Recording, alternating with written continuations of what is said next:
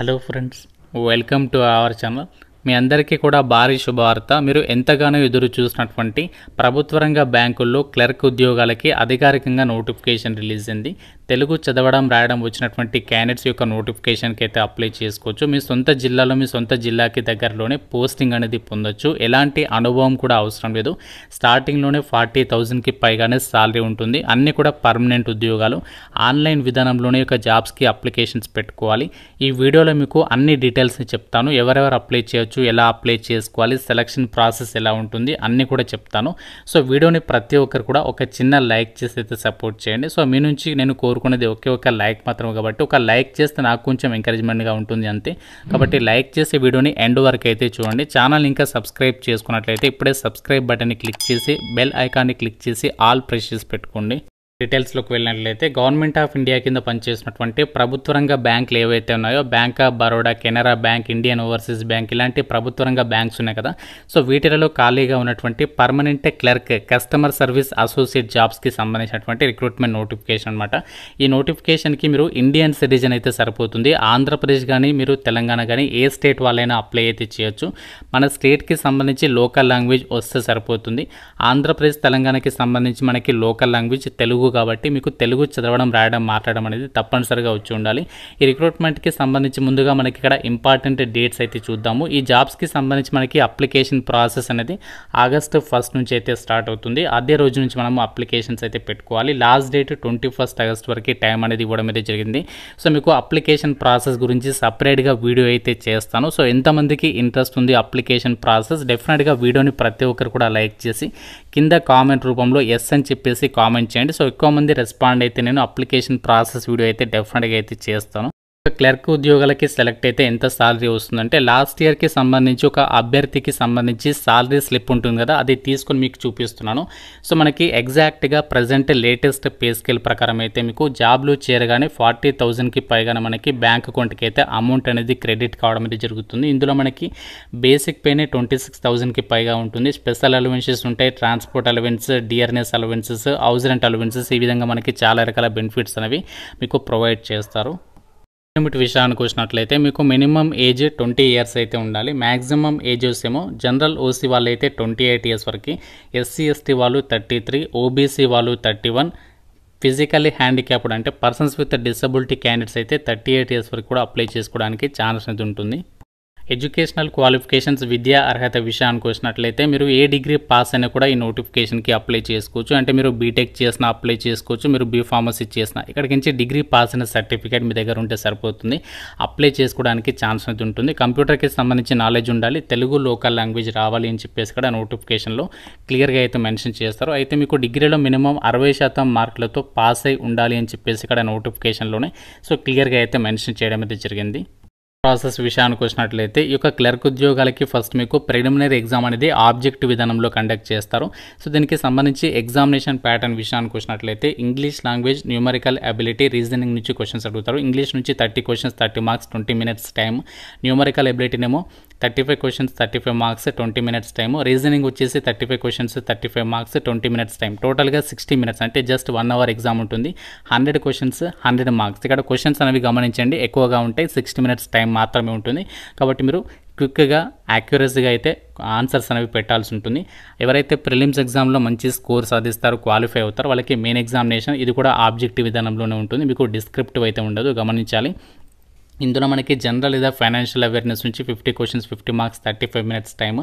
తర్వాత general English, ఇందులో 40 questions, 40 marks, 35 minutes. తర్వాత reasoning ability and computer aptitude నుంచి 50 క్వశ్చన్స్, 60 మార్క్స్, 45 మినిట్స్. తర్వాత ఫైనల్గా క్వాంటిటేటివ్ యాప్టిట్యూడ్ ఏమో 50 క్వశ్చన్స్, 50 మార్క్స్, 45 మినిట్స్. టోటల్గా 160 మినిట్స్ యొక్క టెస్ట్ ఉంటుంది. 190 క్వశ్చన్స్, 200 మార్క్స్కి సంబంధించి ఒక టెస్ట్ అనేది కండక్ట్ చేస్తారు. ఎగ్జామినేషన్ లాంగ్వేజ్ మనది 2 తెలుగు రాష్ట్రాల వాళ్ళకి మనకి చక్కగా తెలుగు లాంగ్వేజ్లోనే క్వశ్చన్స్ అనేవి రావడం అనేది జరుగుతుంది. తెలుగుతో పాటు ఇంగ్లీష్, హిందీలో కూడా వస్తాయి. సో మనకి తెలుగులో కూడా ఎగ్జామ్ ఉంటుంది కాబట్టి చాలా మంచి ఆపర్చునిటీ అని చెప్పుకోవచ్చు. ఈ యొక్క ఎగ్జామినేషన్లో మనకి నెగటివ్ విధానం కూడా ఉంటుంది. ప్రతి రాంగ్ ఆన్సర్కి ప్రిలిమినరీ అండ్ మెయిన్ ఎగ్జామినేషన్ రెండింటిలో కూడా ప్రతి రాంగ్ ఆన్సర్కి మీకు 0.25 మార్క్స్ అనేవి డిడక్ట్ అయితే చేస్తారు.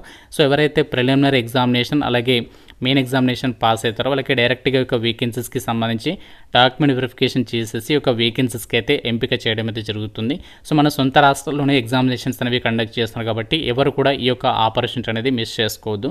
సెంటర్స్ విషయానికి వచ్చినట్లయితే ఆంధ్రప్రదేశ్ వాళ్ళకి ప్రిలిమినరీ ఎగ్జామినేషన్స్ వచ్చేసి అనంతపూర్, ఏలూరు, గుంటూరు, విజయవాడ, కడప, కాకినాడ, కర్నూలు, నెల్లూరు, ఒంగోలు, రాజమండ్రి, శ్రీకాకుళం, తిరుపతి, విశాఖపట్నం, విజయనగరంలలో ఎగ్జామ్స్ అనేవి కండక్ట్ చేయబోతున్నారు. అలాగే మెయిన్ ఎగ్జామినేషన్ వచ్చేసేమో గుంటూరు లేదా విజయవాడ, కర్నూలు, విశాఖపట్నంలో అయితే ఉంటుంది. తెలంగాణ వాళ్ళకి వచ్చేసి preliminary examination centres Hyderabad, Secunderabad, Karimnagar, Khammam, Mahabubnagar, వరంగల్లో. మెయిన్ ఎగ్జామినేషన్ హైదరాబాద్, సికింద్రాబాద్, కరీంనగర్లో మీకు ఎగ్జామ్స్ అనేవి నిర్వహించబోతున్నారు.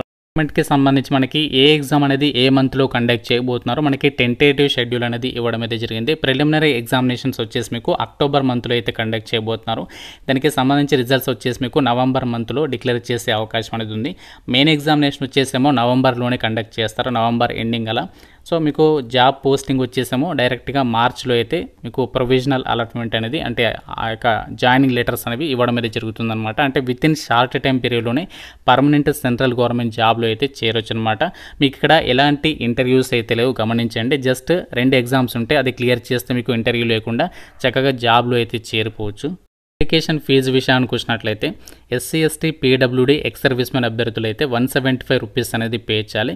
సో మిగతా అభ్యర్థులు అయితే మాత్రం 850 రూపీస్ అనేది కట్టాల్సి అయితే ఉంటుంది. ఫీజు విషయంలో మాత్రం గవర్నమెంట్ అయితే డెసిషన్ అనేది తీసుకోవాలి. సో ఫీజు అందరికీ కూడా ఒకే విధంగా ఉండేలా, అన్ని జాబ్ నోటిఫికేషన్స్లో ఒకే విధంగా ఉండేలా సో అది ఇంప్లిమెంట్ చేస్తే బాగుంటుందని చెప్పేసి నేనైతే అనుకుంటున్నాను. అంటే మనకి కొంచెం తక్కువగా అంటే మినిమం 200 ఆ విధంగా ఉండే విధంగా అందరికీ అలా ఉంటే బాగుంటుందని చెప్పేసి నేను అనుకుంటున్నాను. సో దీనిపై మీ యొక్క అభిప్రాయాన్ని కూడా డెఫినెట్గా అయితే కామెంట్లో రాయండి.